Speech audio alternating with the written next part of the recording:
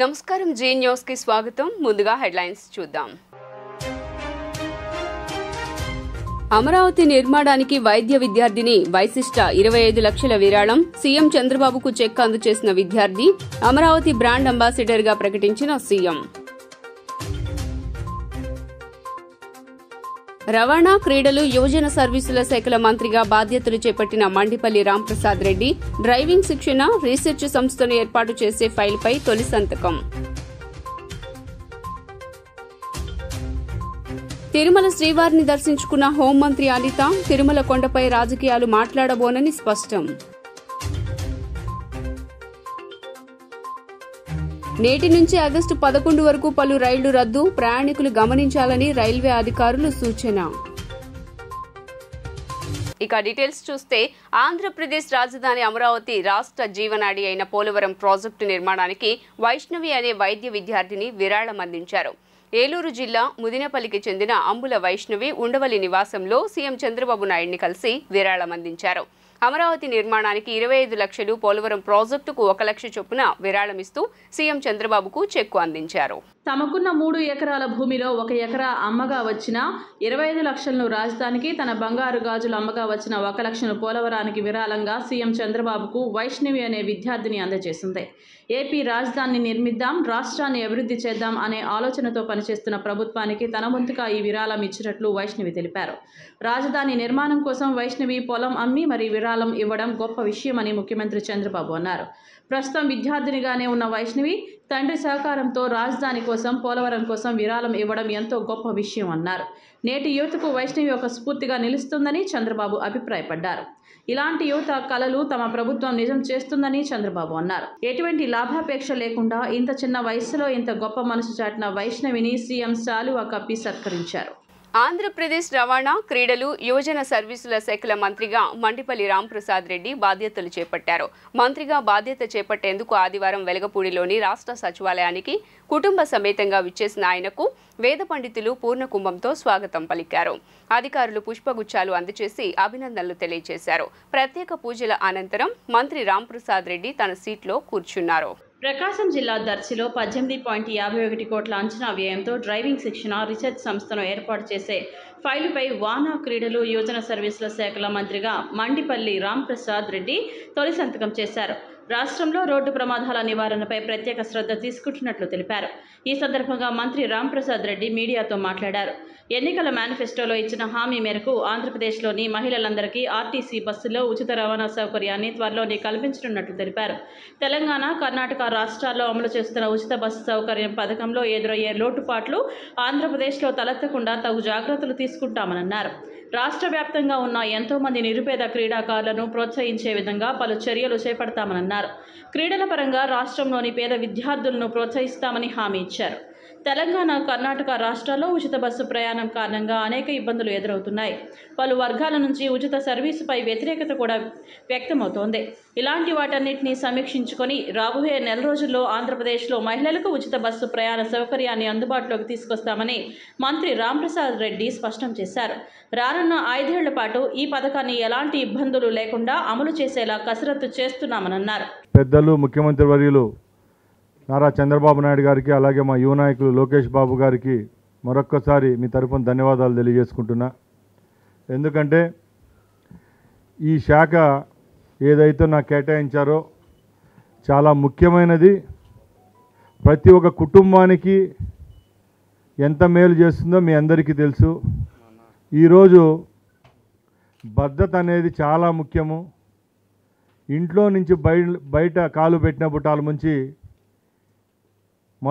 మరొకసారి ఇంటికి చేరే వరకు ఏ విధమైన సమస్యలు లేకుండా మన కుటుంబీకులైతేనేం, మన ఇంట్లో వారైతేనేం, బంధువులైతేనేం, శ్రేయోభిలాషులు గమ్యస్థానానికి చేరి ఇంటికి చేరుకునే వరకు మనం అరిచేత్తో గుండెలు పెట్టుకొని బతికే కాలం ఇది. ఈరోజు నేను ఒకటే చెప్తున్నా మీ అందరి ముందర, నాకేదైతే ఈరోజు ఈ రవాణా శాఖ కేటాయించారో ముఖ్యంగా నా ఫస్ట్ ఎజెండా అయితే ఒకటే, రాష్ట్రంలో ఎక్కడ యాక్సిడెంట్ ఫ్రీ రాష్ట్రంగా ఈ 5 సంవత్సరాలు ఆంధ్రప్రదేశ్ను తీసుకొని పోయేదానికి శాయశక్తులు లేకుండా పనిచేస్తాను. ఎందుకంటే మన కుటుంబంలో ప్రమాదవశాత్తు ఎవరినైనా కోల్పోతే ఎంత నరకం ఉంటుందో దాని బాధితుని నేను 11 సంవత్సరాలప్పుడు మా తండ్రి గారిని రోడ్డు ప్రమాదంలో కోల్పోవడం జరిగింది. హోంమంత్రి వంగలపూడి అనిత పదవిని చేపట్టాక తిరుమలకు తొలిసారిగా విచ్చేశారు. ఈ ఉదయం వీఐపీ బ్రేక్ సమయంలో తన కుటుంబ సభ్యులతో అనిత శ్రీవారి దర్శనం చేసుకున్నారు.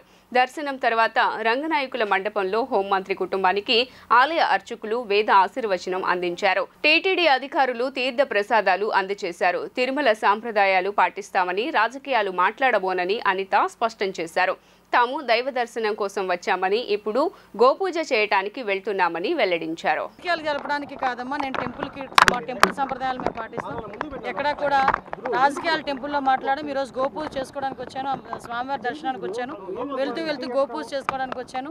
గోపూజ పూర్తయింది. స్వామివారి కొండ మీదకి వెళ్ళి ప్రజలను కంటికి రెప్పలా కాపాడుకోవటం ప్రభుత్వ బాధ్యత అని, ఈ దిశగా ప్రజాప్రతినిధులు, అధికారులు అప్రమత్తంగా వ్యవహరిస్తున్నామని మంత్రి సత్యకుమార్ యాదవ్ అన్నారు. తక్షణ కార్యాచరణ ప్రణాళికకు అనుగుణంగా చర్యలు తీసుకుంటున్నామని వెల్లడించారు. డయేరియా బాధితులకు మెరుగైన వైద్యం అందిస్తున్నామని, వ్యక్తిగత శుభ్రత, పరిసరాల శుభ్రతపై అవగాహన కల్పిస్తున్నామని వెల్లడించారు. రాష్ట్ర వైద్య ఆరోగ్యం, కుటుంబ సంక్షేమం, వైద్య విద్యా శాఖ మంత్రి సత్యకుమార్ యాదవ్ ఆదివారం స్థానిక ఎమ్మెల్యే శ్రీరామ్ రాజగోపాల్, మాజీ మంత్రివర్యులు నెట్టెం రఘురాం, రాష్ట్ర వైద్య ఆరోగ్యం, కుటుంబ సంక్షేమం ప్రత్యేక ప్రధాన కార్యదర్శి empty Krishnababu, commissioner doctor Venkateshwar, joint collector doctor P Sampath Kumar ఇతర అధికారులతో కలిసి జగ్గైపేట ప్రాంతంలో పర్యటించారు. సామాజిక ఆరోగ్య కేంద్రంలో చికిత్స పొందుతున్న డయేరియా బాధితులకు భరోసా కల్పించారు. తాగునీటి సరఫరా వ్యవస్థలను పరిశీలించారు. ఈ సందర్భంగా మంత్రి మీడియాతో మాట్లాడుతూ ప్రజలను కంటికి రెప్పలా కాపాడుకోవడం ప్రభుత్వం బాధ్యత అని, అందుకే ప్రజాప్రతినిధులు, అధికారులు అందరం అప్రమత్తంగా ఉన్నామన్నారు. బాధితులకు మెరుగైన వైద్యం అందిస్తున్నామన్నారు. ఉప ముఖ్యమంత్రి డయేరియాపై ఇప్పటికే విస్తృత స్థాయి సమీక్ష నిర్వహించారని, తక్షణ కార్యాచరణకు అనుగుణంగా క్షేత్రస్థాయిలో చర్యలు తీసుకుంటున్నామన్నారు. దీర్ఘకాలిక ప్రణాళికపైన దృష్టి సారించడం జరుగుతోందని చెప్పారు. వర్షాలు ప్రారంభమైనప్పటి నుంచి రాష్ట్ర వ్యాప్తంగా 23 గ్రామాల్లో 168 డయేరియా కేసులు నమోదయ్యాయని, కాకినాడ, గుంటూరుతో పాటు ఎన్టీఆర్ జిల్లాలోని జగ్గైపేటలో కేసులు నమోదయ్యాయన్నారు. జగ్గైపేటలో ఇప్పటివరకు 58 కేసులు నమోదయ్యాయని, 14 మంది డిశ్చార్జ్ కాగా మిగిలిన వారికి ఆసుపత్రుల్లో చికిత్స పొందుతున్నారని అన్నారు. వర్షాకాలం ప్రారంభమైనప్పటి నుంచి రాష్ట్ర వ్యాప్తంగా 23 గ్రామాల్లో 168 కేసులు రిపోర్ట్ అయ్యాయి. మన కాకినాడ జిల్లాలో, గుంటూరులో, ఎన్టీఆర్ జిల్లా జగ్గైపేటలో కూడా కేసులు రిపోర్ట్ అవుతున్నాయి. జగ్గైపేటలో 58 కేసులు రిపోర్ట్ అవుతే వాటిలో 14 మంది డిశ్చార్జ్ అయ్యారు. ఇతరులు ఆసుపత్రిలో ఉన్నారు. కొన్ని రెఫరల్ హాస్పిటల్ కూడా వెళ్ళున్నారు. అయితే తీవ్రమైన విరోచనాలు, వాంతులతో హాస్పిటల్కి వచ్చిన ప్రజలకి సరైన వైద్యం లభిస్తూ ఉంది. వాళ్ళ ఆరోగ్యం కుదుటపడింది, మెరుగైంది. అయితే వీటికి ప్రధాన కారణాలను చూస్తుంటే ఈ జగ్గైపేటకు సంబంధించి ఎస్ఎంపేట, మక్కపేట గ్రామాల్లో కలుషిత నీరు కారణంగా తెలుస్తూ ఉంది. గ్రామాల్లో అనేక సంవత్సరాలుగా నిర్వహణ లేకపోవడం, డిస్ట్రిబ్యూటరీ ఛానల్స్ని శుభ్రపరచకపోవడం, వాటి పైగా ఈ డ్రైనేజ్ కాలువల పైననో కాలువల పక్కనో వేయడం వల్ల ఆ డ్రైనేజ్ వాటర్ కూడా కలవడం ఒక కారణంగా కనిపిస్తుంటే, కొంతమంది పానీపూరి తిన్నామనో లేదా హాస్టల్లో ఉండి అక్కడ ఏదో దీని బారిన పడ్డామని కూడా చెప్తున్నారు. ప్రధానంగా మున్సిపాలిటీ ప్రాంతంలో కానీ, గ్రామీణ ప్రాంతాల్లో కానీ ఈ నీటి సరఫరా పైపులు లీకేజీల కారణంగా ఈ సమస్య ఉత్పన్నమవుతా ఉంది. నిర్వహణ లేకపోవడంతో ప్రధానంగా ఈ సమస్య గ్రామీణ ప్రాంతాల్లో నిర్వహణకి పంచాయతీ 15వ ఆర్థిక సంఘం ఇచ్చిన నిధుల్ని దారి మళ్లించడం ఒక కారణంగా కనిపిస్తూ ఉంది. ఎందుకంటే నిర్వహణ లేకపోవడం చాలా చోట్ల చెప్తున్నారు. 6 నెలల నుంచి 8 నెలల నుంచి జీతాలు కూడా సక్రమంగా శానిటేషన్ సిబ్బందికి అందడం లేదు. నేను రాజకీయ విమర్శలు చేయడం కాదు, కానీ గ్రామీణ ప్రాంతాల్లో, పట్టణ ప్రాంతాల్లో ఎక్కడైనా సరే ప్రజల ఆరోగ్యం అనేది ప్రభుత్వం బాధ్యత. అసెంబ్లీలో పనిచేస్తున్న 154 మంది హౌస్ కీపింగ్ సిబ్బంది ఉప ముఖ్యమంత్రి పవన్ కళ్యాణ్ను కలిశారు. 8 ఏళ్ల క్రితం 6,000 వేతనంతో ఉద్యోగంలో చేరామని, 8 ఏళ్లు గడిచినా ఇప్పటికీ 10,000 జీతమే వస్తుందని తెలిపారు. గతంలో అమరావతి రైతులకు కూలీలకు 2,500 కూలీ భృతి వచ్చేదని, ఇప్పుడు దానిని కూడా గత వైసీపీ ప్రభుత్వం నిలిపివేసిందన్నారు. తమను ఆదుకునేందుకు ఈ విషయాన్ని ముఖ్యమంత్రి చంద్రబాబు దృష్టికి తీసుకువెళ్లి న్యాయం చేయాలని కోరారు. వారి సమస్యలపైన సానుకూలంగా స్పందించిన ఉప ముఖ్యమంత్రి పవన్ కళ్యాణ్ ఈ విషయాన్ని సీఎం చంద్రబాబు దృష్టికి తీసుకువెళ్తామని హామీ ఇచ్చారు. ఆ తర్వాత అందరితో సరదాగా ముచ్చటిస్తూ వారితో ఫోటో దిగారు. ఆంధ్ర వాళ్ళైతే ఎక్కువగా ప్రయాణించేది ట్రైన్స్ జర్నీనే. అందులోనూ విశాఖ చేరుకోవటానికి 2 ప్రత్యామ్నాయ రైల్వే ట్రాక్లు మాత్రమే అందుబాటులో ఉన్నాయి. ఈ నేపథ్యంలో దక్షిణ మధ్య రైల్వే విజయవాడ డివిజన్ నిడదవోలు కడియం మధ్య రైల్వే లైన్ ఆధునీకరణ పనులను వేగవంతం చేసింది. దక్షిణ మధ్య రైల్వే విజయవాడ డివిజన్ నిడదవోలు కడియం మధ్య రైల్వే లైన్ ఆధునీకరణ పనులను వేగవంతం చేసింది.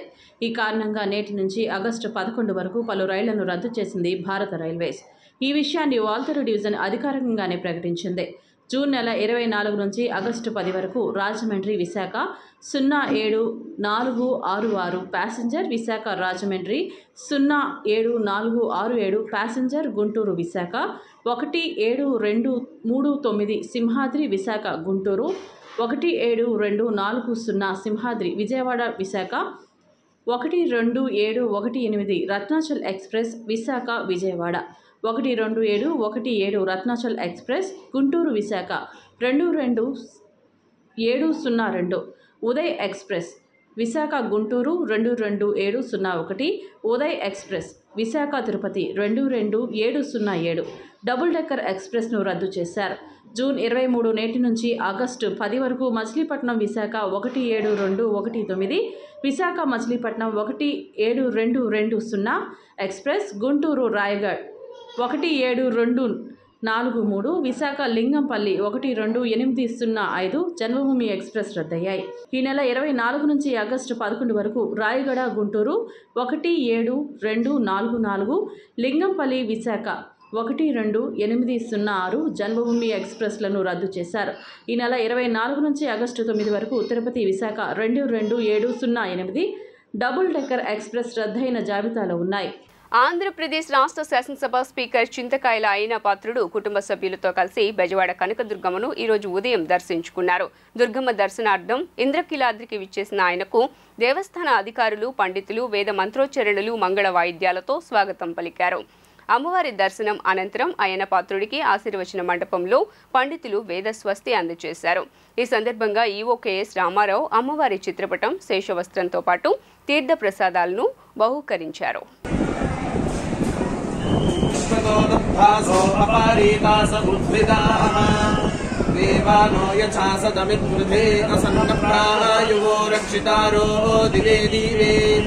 देवानां भद्रासो भगर्जूयतां देवानां भ्रातिरभिनो निवर्ततां देवानां सख्यमुपासेदि मामयं देवानः आयुः प्रतीरन्तु जीवसे तान् पूर्वरुणं सोमामश्विन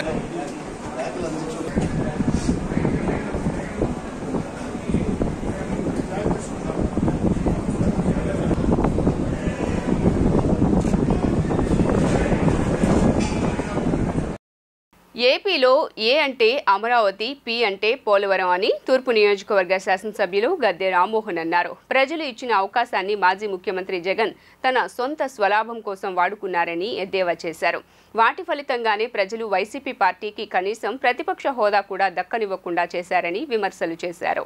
విజయవాడ తూర్పు నియోజకవర్గం 22వ డివిజన్ బ్రహ్మరాంబపురం సెంటర్లోని ఎన్డీఏ కూటమి ఆధ్వర్యంలో విజయోత్సవ వేడుకలు ఘనంగా నిర్వహించారు. ఈ కార్యక్రమానికి ఎమ్మెల్యే గద్దె రామ్మోహన్ ముఖ్య అతిథిగా విచ్చేశారు. టీడీపీ డివిజన్ ఇన్ఛార్జ్ ఎన్ రవి అధ్యక్షతన జరిగిన ఈ కార్యక్రమంలో గద్దె రామ్మోహన్ తొలుత కేక్ కట్ చేసి అన్నదాన కార్యక్రమాన్ని ప్రారంభించారు.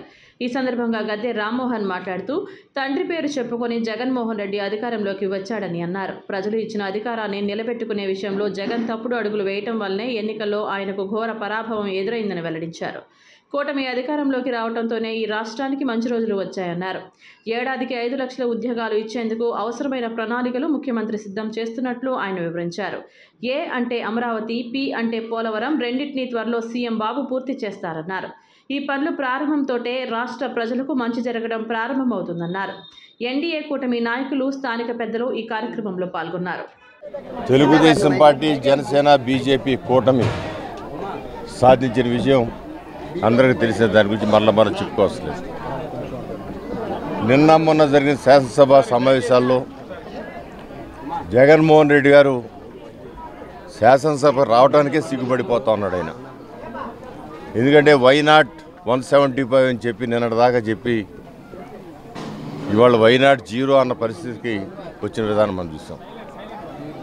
11 సీట్లు గెలవటం అంటే అనేక మంది కేవలం 1000-1500 ఓట్లతోనే గెలవడం జరిగింది. తెలుగుదేశం పార్టీ, జనసేన, బీజేపీ గెలిచిన వాళ్ళందరూ కూడా వేల మెజార్టీతో గెలవడం జరిగింది. ఈ రోజున స్పీకర్ అంటే సభాపతి అందరూ కూడా గౌరవించాల్సిన అవసరం ఉంది. అలాంటి సభాపతిని ఎన్నుకునే సందర్భంలో కనీసం ఒక్క శాసనసభ్యుడు కూడా వైఎస్ఆర్సీపీ పార్టీ రాలా. ఈ రోజున పవన్ కళ్యాణ్ గారిని అసెంబ్లీ గేటు చూడండి అని చెప్పి ప్రతిజ్ఞ చేశారు జగన్మోహన్ రెడ్డి గారు, ఆయన టీము. తెలుగుదేశం పార్టీ చంద్రబాబు గారు గౌరవ సభ నుంచి గౌరవ సభగా మార్చి నేను మరలా ఇక్కడ లోనికి వస్తానన్నారు. ఇవాళ అదేవిధంగా గౌరవ సభగా మార్చి హుందాగా సభ జరుపుతూ ఆయనకి తలెత్తు తీరే లోనికి వచ్చాడు. ఈయన తల దించుకొని వచ్చి తూతూ మంత్రంలాగా ప్రమాణ స్వీకారం చేసి కనీసం సీట్లో కూడా కూర్చోకుండా బయటికి వెళ్ళిపోయాడు. అంటే వైనాట్ 175 అన్నోళ్ళు, కుప్పంలో చంద్రబాబు గారు గెలిస్తే ఆయన బూట్లు కాడ కూర్చుంటాం, ఆయన బూట్లు దుడుస్తూ కూర్చుంటాం అన్న నాయకులు కూడా ఉన్నారు జనసేన మన వైఎస్ఆర్సీపీ పార్టీలో. ప్రత్యేకంగా ఈ జిల్లాకు చెందిన కొడాల నాని గారు, ఆయన కుప్పంలో చంద్రబాబు గెలిచే అవకాశమే లేదు, గెలిస్తే ఆయన బూట్లు నాకుతానన్నాడు ఆయన. మీరు ఆయన ఎక్కడ ఉన్నాడో ఒకసారి ఎత్తుకు పట్టుకోవాల్సిన అవసరం. కూటమి విజయాన్ని ఆకాంక్షిస్తూ తూర్పు నియోజకవర్గ 22వ డివిజన్లో అన్నమ్మ గుడి దగ్గర అన్నదాన కార్యక్రమం ఏర్పాటు చేసి జనసేన, టీడీపీ, బీజేపీ కార్యకర్తల ఆధ్వర్యంలో ఈ మంచి కార్యక్రమం చేసుకోవటం చాలా సంతోషంగా ఉంది. ఈ 22వ డివిజన్ ప్రజలందరికీ కూడా కూటమి తరపున శుభాకాంక్షలు తెలియజేస్తూ, ఒక్క ఓటు మా మీద మెజార్టీ వస్తే లక్షలు ఇస్తామని చెప్పి పందాలు కాస్తే ఒక్క ఓటేంటి అని 2700 ఓట్లు మెజార్టీ ఇచ్చినటువంటి 22వ డివిజన్ ప్రజలందరికీ కూడా పేరు పేరున మనస్ఫూర్తిగా ధన్యవాదాలు తెలుపుతూ ఉన్నాం. ఎందుకంటే ఈ రాష్ట్రం అంతా కూడా కూటమి వైపు చూస్తూ ప్రజలందరూ కూడా ఇచ్చిన తీర్పు చూస్తూ ఉంటే జగన్మోహన్ రెడ్డి చేసిన పాపాలేంటో మనకందరికీ కూడా అర్థమవుతూ ఉన్నాయి. ప్రతి వ్యక్తి కులానికి, మతానికి, పార్టీకి అతీతంగా కూడా జగన్మోహన్ రెడ్డిని ఈ 5 సంవత్సరాల మోసం ఇంకొద్దు అనే విధంగా మరి ఈరోజు కూటమికి విజయాన్ని ఇచ్చినటువంటి ప్రజలందరికీ కూడా మనస్ఫూర్తిగా ధన్యవాదాలు తెలుపుతూ ఉన్నాం. ఇవాళ అసెంబ్లీలో అడుగు పెట్టాలంటే భయపడిపోతూ ఉన్నారు వైసీపీ ఎమ్మెల్యేలకు కానీ పేటీఎం బ్యాచ్కి కానీ మేము ఓటే చెప్తా ఉన్నాం. ఆ రోజు జనసేన పార్టీకి ఒక్క సీటు వచ్చినా పవన్ కళ్యాణ్ గారు పోరాడి ప్రజలకు అందుబాటులో ఉన్నారు. మరి మీకు 11 సీట్లు వచ్చి మరి గతంలో మీరు ముఖ్యమంత్రిగా పనిచేసి ప్రజల్ని ఏదించి మరి ఈరోజు పారిపోతున్నారు లక్షల కోట్లు సంపాదించుకొని. మీకు పవన్ కళ్యాణ్ గారికి వ్యత్యాసం అదే. పవన్ కళ్యాణ్ గారు ఎప్పుడైతే ప్రజల కోసం ఆయన సుఖ సంతోషాల జీవితాలను కూడా వదులుకొని మీలాంటి ఎదవలతో కూడా మాటలపడి ఈరోజు ఆంధ్ర రాష్ట్రానికి మంచి భవిష్యత్తు కల్పించినటువంటి పవన్ కళ్యాణ్ గారికి, చంద్రబాబు గారికి, మోడీ గారికి మనస్ఫూర్తిగా ధన్యవాదాలు. పేద విద్యార్థులను ఆదుకునేందుకు స్వచ్ఛంద సంస్థలు, దాతలు ముందుకు రావాలని లయోలా కళాశాల ప్రిన్సిపల్ ఫాదర్ కిషోర్ పిలుపునిచ్చారు. ప్రదీప్ ఫార్మసీ అధినేత ప్రదీప్ 70 మంది విద్యార్థులకు 5 లక్షల రూపాయల ఉపకార వేతనాలను అందజేయడం అభినందనీయమని ప్రశంసించారు. విజయవాడ రూరల్ మండలం నున్న గ్రామంలో ప్రదీప్ ఫార్మ్స్ ఆధ్వర్యంలో విద్యార్థులకు ఉపకార వేతనాల పంపిణీ కార్యక్రమం నిర్వహించారు. ఈ కార్యక్రమానికి ముఖ్య అతిథులుగా లయోలా కళాశాల ప్రిన్సిపల్ ఫాదర్ కిషోర్, యువ హీరోలు రామ్, హరి విచ్చేసి విద్యార్థులకు స్కాలర్షిప్లు పంపిణీ చేశారు. ఈ సందర్భంగా ఫాదర్ కిషోర్ మాట్లాడుతూ లయోలా కళాశాలలో చదివిన ప్రదీప్ కోళ్ల పెంపకం వ్యాపారాన్ని ప్రారంభించి జీవితంలో ఉన్నత స్థాయికి ఎదగడం సంతోషంగా ఉందన్నారు. ప్రదీప్ ఫార్మ్స్ ఫౌండేషన్ పేరుతో అనేక సేవా కార్యక్రమాలు నిర్వహించి ఎంతోమందికి ఆదర్శంగా నిలుస్తున్న చేస్తున్నారని కొనియాడారు. అనంతరం ప్రదీప్ ఫార్మ్స్ అధినేత ప్రదీప్ మాట్లాడుతూ పేద క్రీడాకారుల్లో ప్రతిభను వెలికితీసేందుకు వారికి క్రీడా పరికరాలు అందజేస్తున్నట్లు తెలిపారు. ప్రభుత్వ పాఠశాలలో చదివి విద్యార్థులు 70 మంది 5 లక్షల రూపాయల స్కాలర్షిప్లు అందజేశామన్నారు. త్వరలో 100 మందికి పైగా విద్యార్థులకు స్కాలర్షిప్ పంపిణీ చేయడానికి సిద్ధంగా ఉన్నట్టు ప్రకటించారు. తాను సంపాదించిన దానిలో 10% నిధులు పేద విద్యార్థులకు ఉపకార వేతనాలు పంపిణీ చేయాలనే ఆలోచనతో ఈ కార్యక్రమం తలపెట్టినట్టు తెలిపారు. ఈ కార్యక్రమంలో బెజవాడ మోహన్, స్పందన తదితరులు పాల్గొన్నారు. ప్రదీప్ ఫార్మ్ సంస్థని నేను 2018 నుంచి నున్న గ్రామంలో నడిపిస్తున్నాను. ఈ ప్రదీప్ ఫార్మ్స్లో నాటుకోళ్ల పెంపకం ద్వారా మేము ఈ వ్యాపారాన్ని విస్తరించి ఈరోజు 100 మంది పైగా కుటుంబాలకు మేము ప్రత్యక్షంగా పరోక్షంగా అయితే ఉపాధినిస్తున్నాము. సో గత 3 సంవత్సరాల నుంచి మా దగ్గర పనిచేసే వాళ్ళకైతే ఏమైంది, కొంతమందికి మా సంస్థ ద్వారా యువ క్రీడాకారులకి, అదేవిధంగా బాగా విద్యలో రాణించి ఆర్థికంగా వెనకబడిన కొంతమంది విద్యార్థులకి, అలాగే పేద తల్లిదండ్రులు లేని కొంతమంది విద్యార్థులకైతే మనం ప్రతి సంవత్సరం కూడా స్కాలర్షిప్ ఇవ్వడం జరుగుతుంది. అయితే 2024 గతంలో ఇచ్చిన దానికంటే కొంచెం ఎక్కువ మందికి ఇవ్వాలనే ఉద్దేశంతో ఏప్రిల్, మే, జూన్ మా సంస్థ నుంచి వచ్చే పూర్తి ఆదాయాన్ని ఈ సేవా కార్యక్రమానికి మేము ఇవ్వడం జరిగింది. భవిష్యత్తులో మా సంస్థ నుంచి ఇంకా మరిన్ని సేవా కార్యక్రమాలు చేస్తాం. మా సంస్థ ఎప్పుడూ కూడా యువ క్రీడాకారులకి, అదేవిధంగా బాగా చదువుకునే పేద విద్యార్థులకి ఉంటుంది. ఎందుకంటే పిల్లలకి బాల్యం అనేది చాలా ఇంపార్టెంట్. బాల్యంలో నేనైనా సరే నా చిన్నప్పుడు క్రీడల కోసం, ఆటల కోసం ఆట వస్తువులు లేక చాలా ఇబ్బంది పడిన పరిస్థితులు. మాకు అప్పుడు అనిపించేది మాకు ఎవరైనా ఆట వస్తువులు ఇస్తే బాగుండని. ఆ రోజు నాకు ఎవరు ఇవ్వలేదు. బట్ ఈరోజు నాకు ఇచ్చే స్థితి ఉన్నప్పుడు నేను ఇవ్వకపోతే అది నా మనస్సాక్షి ఒప్పుకోక పిల్లలకి, క్రీడాకారులకు సంబంధించి మేము మా సంస్థ నుంచి ఈరోజు హాకీ కిట్లు అయితే ఉంది, వాలీబాల్ కిట్స్, బ్యాట్స్ అయితే అందించడం జరిగింది. సో ఈ కార్యక్రమానికి ఈరోజు మా ఆహ్వానం మన్నించి వచ్చిన పాత్రికేయ మిత్రులకి, అదేవిధంగా నా మిత్రులు, మన యంగ్ హీరోస్ రామ్ హరిల్కి అండ్ మా కాలేజీ ప్రిన్సిపల్ కిషోర్ ఫాదర్ గారికి కూడా కృతజ్ఞతలు తెలియజేస్తున్నాను. ప్రదీప్ ఫార్మ్స్ యజమాని చిరంజీవి ప్రదీప్ తన సంపాదనలో 3 నెలల సంపాదనను సమాజంలో వెనుకబడిన తరగతులకు చెందినటువంటి విద్యార్థులకు క్రీడా ప్రోత్సాహకంగా, విద్యా ప్రోత్సాహకంగా 70 మందికి ఆర్థిక సహాయాన్ని అందించటాన్ని నేను మనస్ఫూర్తిగా అభినందిస్తున్నాను. ఇది మా కళాశాల స్ఫూర్తికి, ఆదర్శానికి అద్దం పడుతుంది అని చెప్పటానికి పూర్వ విద్యార్థిగా ప్రదీప్ తన జీవితంలో దీనిని పాటిస్తున్నందుకు ప్రదీప్ని మనస్ఫూర్తిగా అభినందిస్తూ ఇక ముందు కూడా ఇటువంటి సేవా కార్యక్రమాన్ని జయప్రదంగా కొనసాగించాలి అని ఆశీర్వదిస్తున్నాను. భారతీయ జనసంఘ వ్యవస్థాపక అధ్యక్షులు, మాజీ కేంద్ర మంత్రి శ్యామ్ ప్రసాద్ ముఖర్జీ 71వ వర్ధంతి కార్యక్రమం నగరంలో బీజేపీ సిటీ ఆఫీస్లో ఆదివారం జరిగింది. ఈ కార్యక్రమంలో భాగంగా శ్యామ్ ప్రసాద్ ముఖర్జీ చిత్రపటానికి ఆ పార్టీ నేతలు పుష్పాంజలి ఘటించారు. ఈ సందర్భంగా ఏటచర్ల శాసనసభ్యులు, విజయనగరం జిల్లా బీజేపీ జిల్లా అధ్యక్షుడు ఈశ్వర్రావుతో కలిసి అడ్డూరి శ్రీరామ్ మీడియాతో మాట్లాడిన ఆ పార్టీ నేత అడ్డూరి శ్రీరామ్ శ్యామ్ ప్రసాద్ ముఖర్జీ వర్ధంతి కార్యక్రమాన్ని ప్రతి ఏడాది బలిదాన్ దివస్గా నిర్వహించడం ఆనవాయితీగా వస్తుందని గుర్తు చేశారు. దేశవ్యాప్తంగా జనసంఘ వ్యవస్థాపకులు మన శ్యామప్రసాద్ ముఖర్జీ గారి బలిదాన్ దివస్ కార్యక్రమం దేశవ్యాప్తంగా భారతీయ జనతా పార్టీకి సంబంధించినటువంటి కోట్లాది మంది కార్యకర్తలు ఆయనకి ఘనంగా నివాళులు అర్పించడం జరుగుతూ ఉంది. అందులో భాగంగా ఈరోజు ఎన్టీఆర్ జిల్లా భారతీయ జనతా పార్టీ కార్యాలయంలో ఈ యొక్క నివాళులు అర్పించే కార్యక్రమానికి ముఖ్య అతిథిగా ఎచ్చర్ల శాసనసభ్యులు, విజయనగరం జిల్లా అధ్యక్షులు ఎన్ఈఆర్ గారు, ఈశ్వరరావు గారు ఈ కార్యక్రమానికి ముఖ్య అతిథిగా ఇచ్చేశారు. శ్యామప్రసాద్ ముఖర్జీ గారు ప్రముఖ స్వాతంత్ర సమరయోధుడు. అదేవిధంగా కాశ్మీర్ దేశంలో అంతర్భాగం అని చెప్పి పోరాడి బలిదానం అయిపోయినటువంటి శ్యామప్రసాద్ ముఖర్జీ గారు ఈరోజు మనందరికీ స్ఫూర్తిదాయకులు. ఆయన ఆశయ సాధన దిశగా మనందరం కూడా దేశంలో ఉన్నటువంటి కోట్లాది మంది కార్యకర్తలు, అనేక మంది దేశ ప్రేమికులు అందరూ కూడా ఆయన ఆశయంగా తీసుకొని ముందుకెళ్తున్న నేపథ్యం మనం చూస్తూ ఉన్నాం.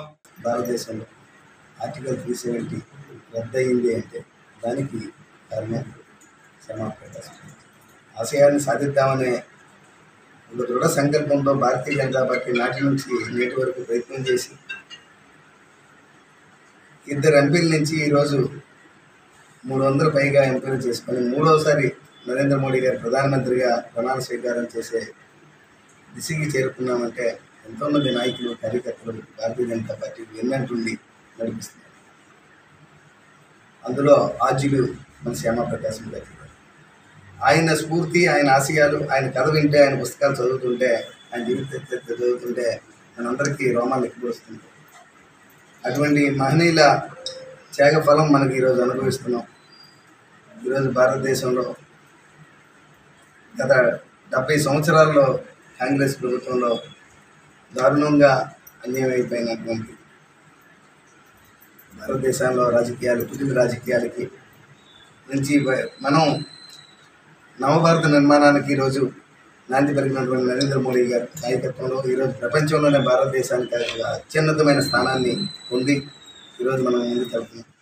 అన్నపూర్ణ ట్రస్ట్ ఆధ్వర్యంలో ప్రసాదంపాడులోని రామాలయంలో ఉచిత మెగా వైద్య శిబిరాన్ని ఏర్పాటు చేశారు. ఈ వైద్య శిబిరానికి విశేష స్పందన లభించింది. ప్రసాదంపాడుతో పాటు చుట్టుపక్కల ప్రాంతాల ప్రజలు ఈ వైద్య శిబిరాన్ని వినియోగించుకున్నారు. ఖరీదైన వైద్య పరీక్షలు చేసి అవసరమైన వారికి మందులు ఉచితంగానే పంపిణీ చేశారు. అన్నపూర్ణ ట్రస్ట్ ఆధ్వర్యంలో ప్రసాదంపాడులోని రామాలయంలో ఉచిత మెగా వైద్య శిబిరం ఏర్పాటు చేశారు. ఈ ఉచిత వైద్య శిబిరానికి పలు ఆసుపత్రుల వారు సహకారం అందించారు. ఈ ఉచిత వైద్య శిబిరంలో ప్రసాదంపాడు గ్రామ ప్రజలు మాత్రమే కాకుండా వివిధ ప్రాంతాలకు చెందిన ప్రజలు పాల్గొని వైద్య శిబిరాన్ని వినియోగించుకున్నారు. General, dental, ENT, gynaecology, BP, sugar, గుండె సంబంధిత వ్యాధులకు సంబంధించిన వైద్య సేవలు అందించడంతో పాటు అవసరమైన వారికి ఉచితంగా మందులు పంపిణీ చేశారు. ఈ సందర్భంగా అన్నపూర్ణ ట్రస్ట్ వ్యవస్థాపకులు టి. జ్యోతి మాట్లాడుతూ మానవ సేవయే మాధవ సేవగా భావించి గత 17 సంవత్సరాలుగా సేవా కార్యక్రమాలు చేస్తున్నామని తెలిపారు. ఇందులో భాగంగా నేడు మెగా మెడికల్ క్యాంపు నిర్వహించడం జరిగిందన్నారు. ఖరీదైన వైద్య పరీక్షలను ఉచితంగానే చేసి అవసరమైన వారికి మందులు ఉచితంగా ఇస్తున్నామని చెప్పారు. భవిష్యత్తులో కూడా మరిన్ని వైద్య శిబిరాలు, సేవా కార్యక్రమాలు చేస్తామని ఆమె స్పష్టం చేశారు.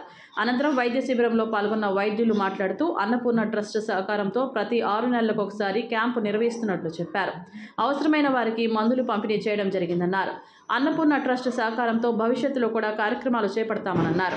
మన అన్నపూర్ణ ట్రస్ట్ మానవ సేవే మాధవ సేవ నమ్ముతుంది కనుక ఆ సేవలో భాగంగా ఈరోజు మెడికల్ క్యాంప్ కండక్ట్ చేయడం జరుగుతుంది. మన ప్రసాదంపాడులో రాములవారి టెంపుల్లో మెడికల్ క్యాంప్ నిర్వహిస్తున్నాము. దానికి గాను డాక్టర్స్ అందరూ వచ్చారు.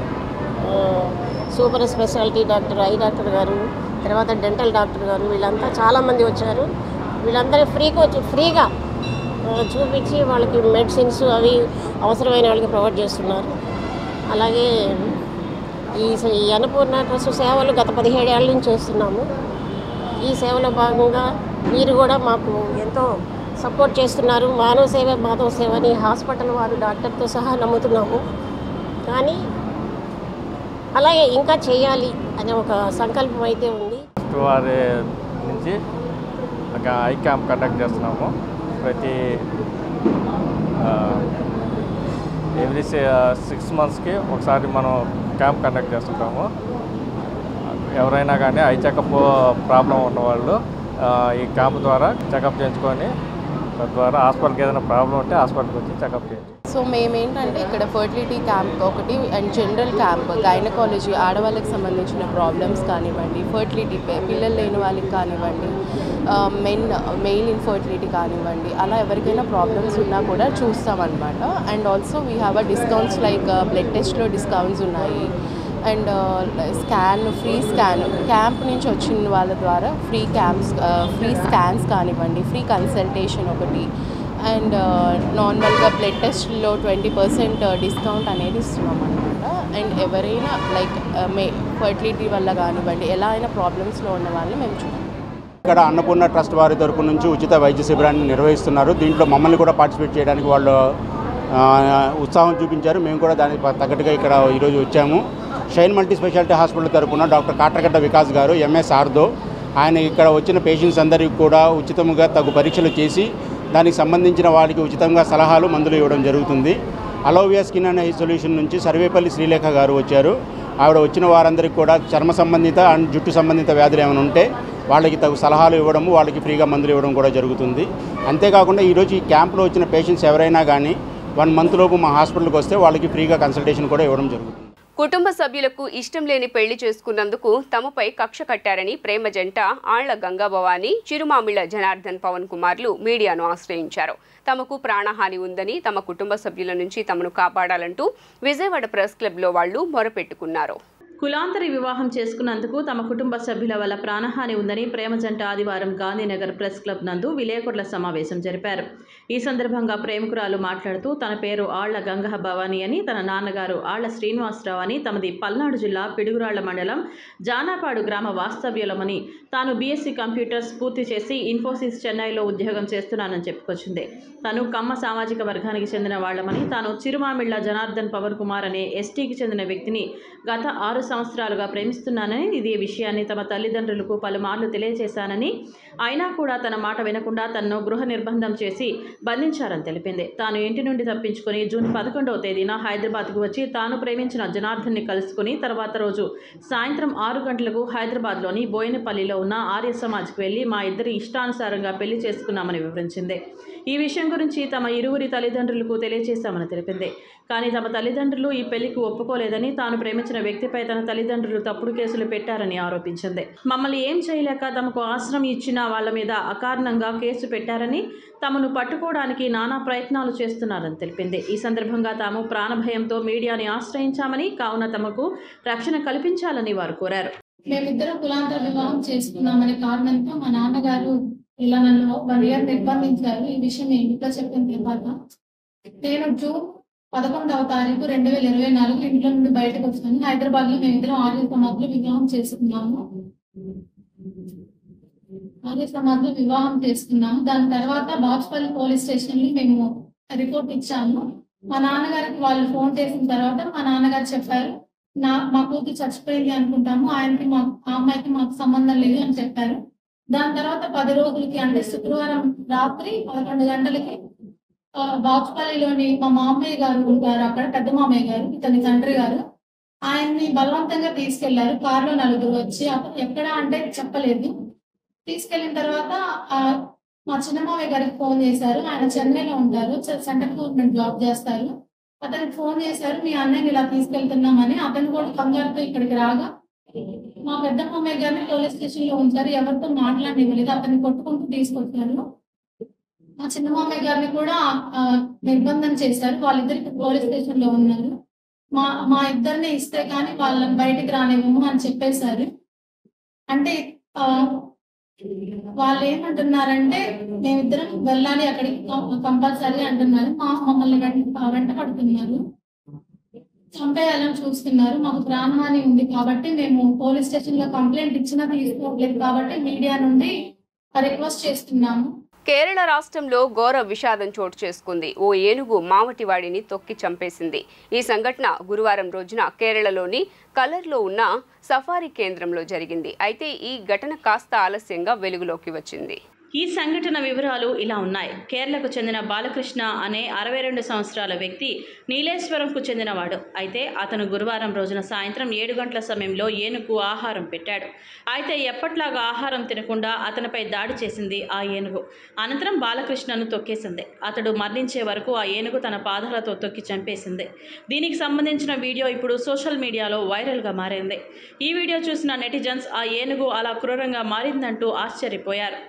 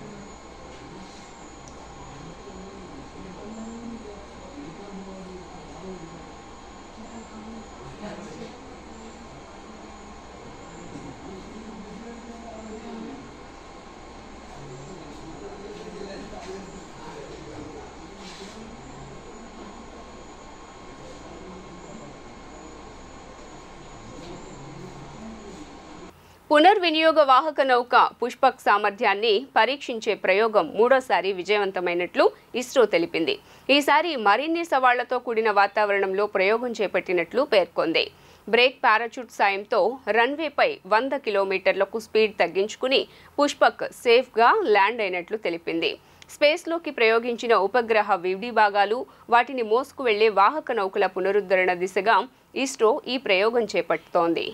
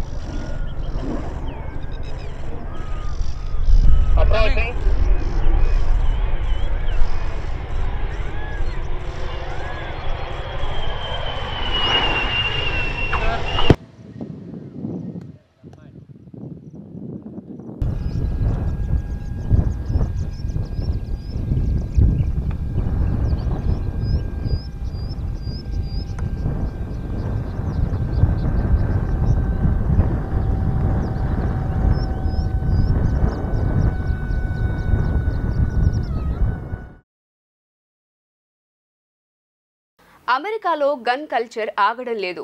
దుండగుడి కాల్పుల్లో మరో తెలుగు యువకుడు తాజాగా ప్రాణాలు కోల్పోయాడు.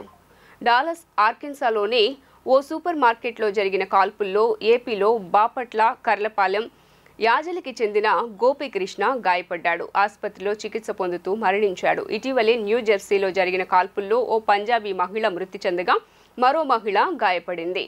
గతంలోనూ పలు ఘటనల్లో తెలుగువారు మృతి చెందారు. That's him. Okay? Yeah.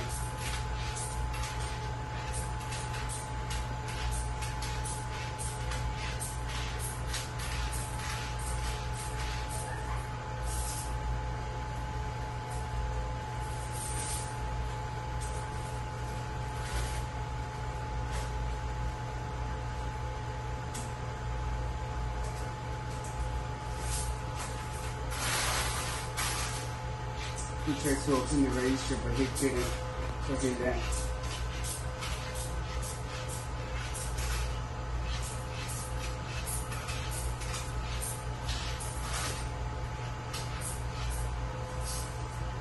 So you guys give us a quick around on top.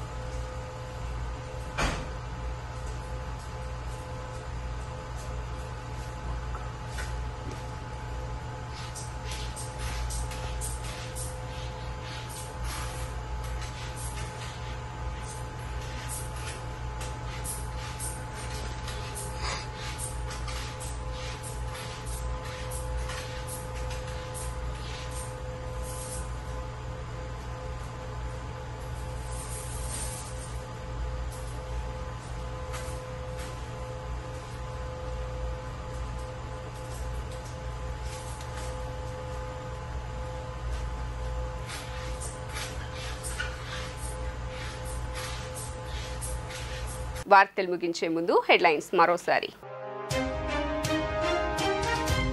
Amaravati నిర్మాణానికి వైద్య విద్యార్థిని వైశిష్ట 25 లక్షల విరాళం. సీఎం చంద్రబాబుకు చెక్ అందజేసిన విద్యార్థి అమరావతి బ్రాండ్ అంబాసిడర్ గా ప్రకటించిన సీఎం. రవాణా, క్రీడలు, యువజన సర్వీసుల శాఖల మంత్రిగా బాధ్యతలు చేపట్టిన మండిపల్లి రాంప్రసాద్ రెడ్డి డ్రైవింగ్ శిక్షణ, రీసెర్చ్ సంస్థను ఏర్పాటు చేసే ఫైల్పై తొలి సంతకం. తిరుమల శ్రీవారిని దర్శించుకున్న హోంమంత్రి అనిత తిరుమల కొండపై రాజకీయాలు మాట్లాడబోనని స్పష్టం. నేటి నుంచి ఆగస్టు 11 వరకు పలు రైళ్లు రద్దు, ప్రయాణికులు గమనించాలని రైల్వే అధికారులు సూచన. జీ న్యూస్ ఇంతటితో సమాప్తం. తిరిగి వార్తల్లో మళ్లీ కలుద్దాం. అంతవరకు సెలవు. నమస్కారం.